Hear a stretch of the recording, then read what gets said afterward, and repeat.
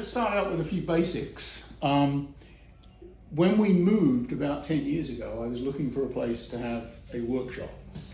The workshop in the old house was in a 2-car garage. This is a 3-car garage. So it's got plenty of room for a nice big workshop.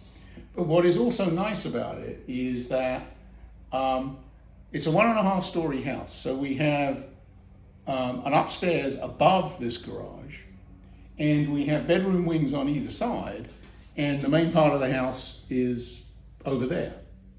So it's actually insulated by the house on almost all sides except for the door, which has also got the thin garage door insulation on it.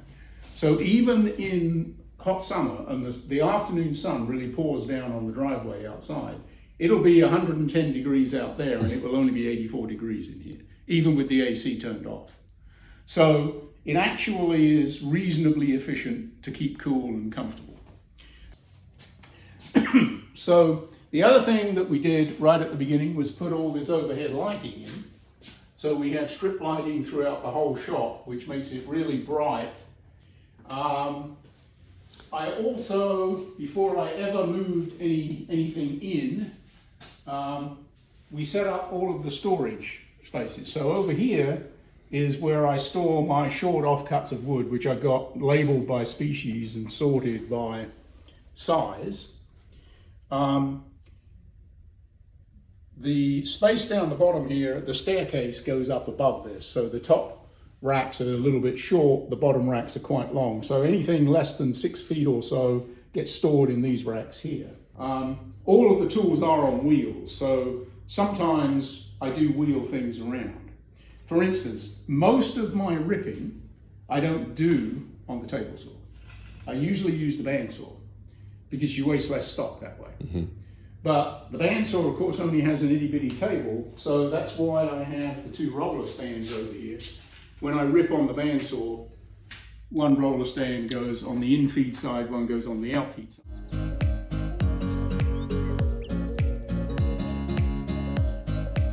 Now, one thing I do, and this is just one of my peculiarities, I find, adjusting depth of cut on jointers with levers is just, it's an unsatisfactory process. I have this permanently set to a very shallow depth of cut. Mm. And I have decided over time that I will make 10 passes if necessary rather than 2 because it produces so much better smooth results. So what's your test, like a 32nd, or how much are you taking per pass? It's a good deal less than that. I think it's about a 64th. Okay. I think I'm taking off about a 64th per pass. Wow. And I've never adjusted it since the day I bought it. I set it to that and it's stayed that way now for a long time. The planer, just a standard old 15-inch Powermatic, again, helical cutter head.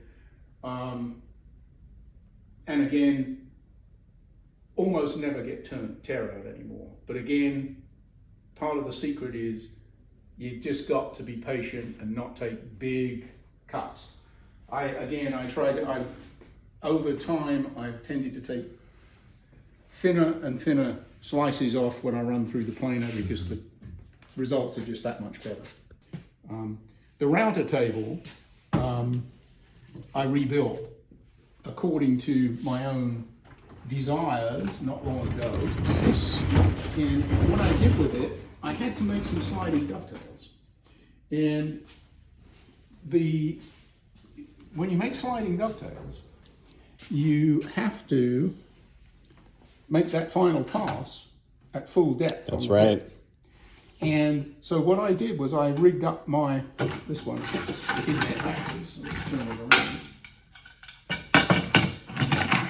I took the old top off the router table and put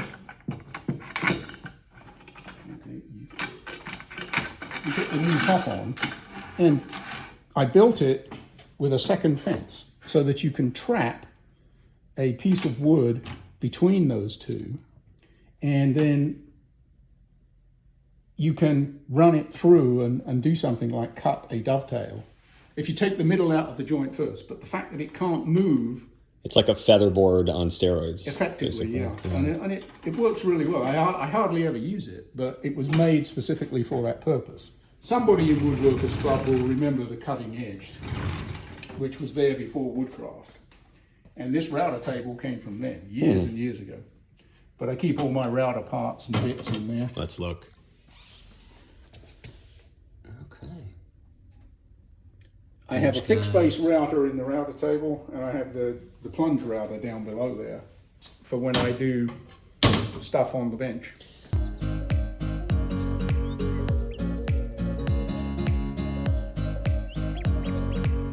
That's always a very... tools are tools, and I don't get sentimental about tools, but there are certain things about tools that, back in the days when I first started woodworking, we lived in Bartlesville, Oklahoma, so we lived about 50 miles north of Tulsa. There was almost nowhere locally to buy tools, so you had to go down to Tulsa if you wanted to get very much of anything, or even Oklahoma City. My first jointer planer had to drive to Oklahoma City to pick that baby up. So every once in a while, I would order a tool from the Sears catalog store that was in downtown Bartlesville. A little pokey place, right? A bit like a UPS post office kind of size place. And one of the things I bought, because I needed some way to round corners, was this thing. It's a rasp. It has a coarse end and a finer end. It has a rounded side, which is useful for inside curves, and it has a flat side. Wow. So I bought this tool probably in about 1990, I would think, and I use it on every single project because I use this for rounding corners. I take it roughly down on the bandsaw, round it off with the rasp, and then just sand it to finish it off.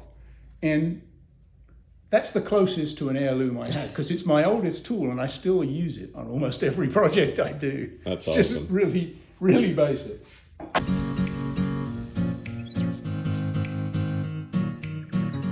Well, the next thing I'm going to be building is, my son wants a new desk. And he wants some designs built into this thing. He wants kind of an X-trestle, kind of an end on this thing with some design on it. And there's kind of the logo of one of the groups that he likes. And he also wants something inlaid into the top. So I'm going to be making a veneered top with some inlaid designs on it. And I think we've settled on, we want a fairly dark wood for the veneer. So I think we settled on fumed oak because it's relatively inexpensive, but it has a nice color. And the lighter wood I think is going to be maple. So it's going to be fumed oak veneer with maple.